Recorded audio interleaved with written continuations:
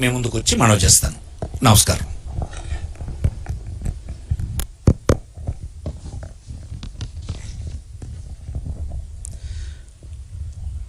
Srikakulam parliament Perada Tilak Kalinga BC, Vizianagaram Bellana Chandrasekhar తూర్పు Kapu BC, Visakhapatnam doctor Botcha Jhansi Lakshmi తూర్పు Kapu BC, Anakapalli BC, Araku Chetti Tanujarani Valmiki ST, Kakinada Chalamasetti Sunil Kapu OC, Amalapuram Rapaka Varaprasad SC, Rajahmundry Guduru Srinivasarao Settibalija BC, Narsapuram Guduru Umabala Settibalija BC,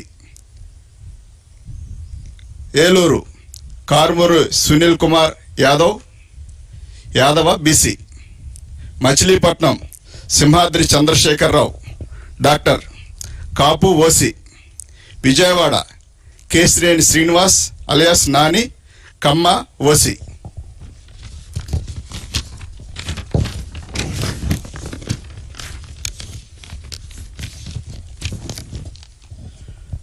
Guntur Kilari Venkata Rosaiah Kapu OC, Narasaraopet Poluboina Anil Kumar Yadava BC, Bapatla Nandigam Suresh Babu SC, Ongole Chevireddy Bhaskar Reddy OC, Nellore Venumbaka Vijayasaireddy గారు Reddy OC, Tirupati Maddila Gurumurthy SC, Chittoor N Reddeppa SC, Rajampet Peddireddy Venkata Mithun Reddy OC, Kadapa YS Avinash Reddy OC, Kurnool BY Ramayya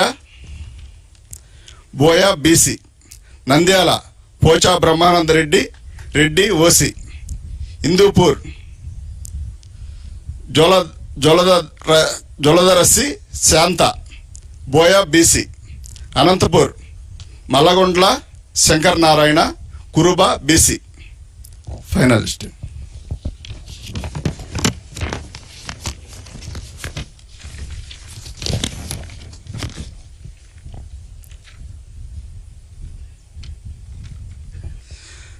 అందరికీ నమస్కారం అండి. గత సంవత్సరం 2019లో నేను కలిసి సీట్లు అనౌన్స్ చేశాము.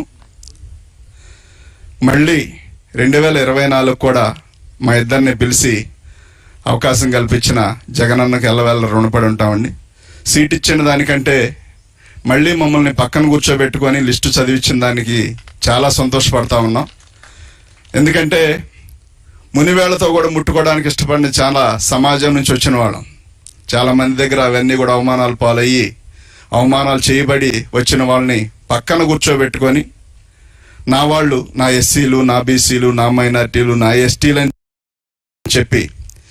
చెప్పడమే కాకుండా చేసి చూపించి ఇవాళ మా అందరికి కూడా ఒక నమ్మకం, ఒక భరోసా, ఒక దిక్చూసిలాగా జగన్మోహన్ రెడ్డి గారు ఉండటం, మా జీవితాల్లో వెలుగులు నింపడం చాలా సంతోషకరమైన విషయం. గతంలో ఎవరు చెప్పిన మాటలుగాను, ఓట్ల కోసం చెప్పిన మాటలుగానే మిగిలిపోయాయి. ఎప్పుడో ఒకప్పుడు మమ్మల్ని అంటూ హత్తుకునే వ్యక్తి, మమ్మల్ని వాసన వస్తున్నారు పక్కన వెళ్ళండి అనే వ్యక్తులు కాకుండా దగ్గరగా రమ్మని కౌగిలించుకునే వ్యక్తులు ఏదో ఒక రోజు రాకపోతారు అనుకునే సందర్భంలో మరి రాజశేఖర రెడ్డి గారు, ఆ తర్వాత ఆయన చనిపోవడం, మా జీవితాల్లోనైతే వాస్తవానికి రాజశేఖర రెడ్డి గారి వల్లనే మేము ఆర్థికంగా బలపడ్డాం.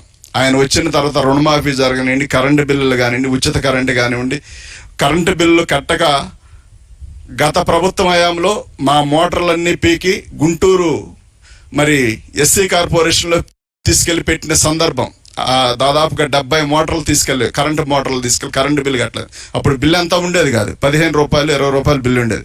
ఆ బిల్లు కట్టిన ఇప్పటికి కూడా మోటార్లన్నీ తీసుకెళ్లి టీడీపీ ప్రభుత్వం అవన్నీ తీసుకెళ్ళి ఒక చోట గుట్టగా పెడితే మేము 100 సార్లు తిరిగినా కానీ ఆ మోటార్లు ఇవ్వలేదు, పైర్లన్నీ వదిలేసిన సందర్భం.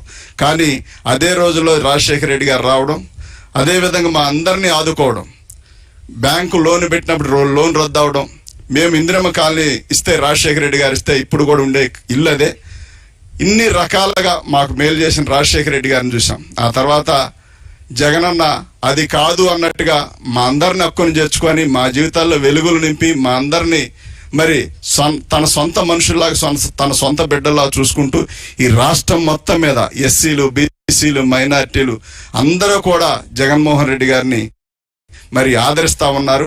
ఇవాళ ఎవరు ఎంతమంది కలిసి వచ్చినప్పుడు కూడా రేపు భవిష్యత్తు దేవుడు పైన దేవుడు నిర్ణయించేది ఒకే ఒకటి, ఆయన ఆలోచన కలిగిన వ్యక్తినే ముందుకు తీసుకెళ్తాడే తప్ప మరో వ్యక్తిని ఆయన తీసుకెళ్లే ఉద్దేశం లేదు. కాబట్టి ఇంత మంచి అవకాశం కల్పించిన